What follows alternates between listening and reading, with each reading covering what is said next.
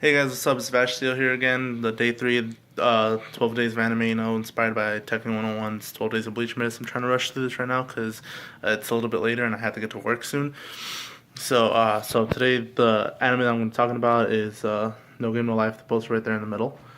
So basically, what it is, this pair of siblings, Sora and Shiro, get transported from Earth to a new world called Disboard. So it's an otherworld anime, isekai anime, those kinds.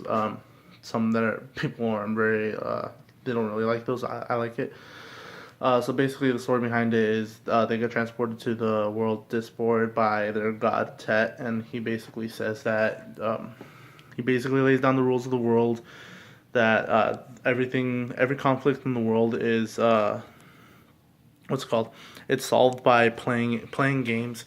So if you get into an altercation, you have to play a game in order to resolve that altercation.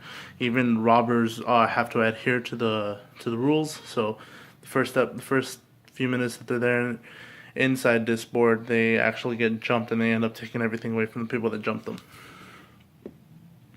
So the whole story behind that is that there was a battle between all the gods, the older gods, and then Tet won. He decided that these are the rules for the world and whatnot. So the reason I really enjoyed this anime for one is because it tackles the very all too familiar feeling that everybody has of not fitting in.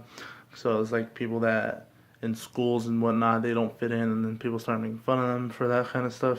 You know, I was one of those people personally. I didn't really fit in wherever I went. I played football, and like people on the football team didn't like me. I was in a club. I was in several clubs, and people inside the clubs didn't like me. It was just I had trouble fitting in throughout my time in schools. So I just decided, I'm just gonna do my own thing.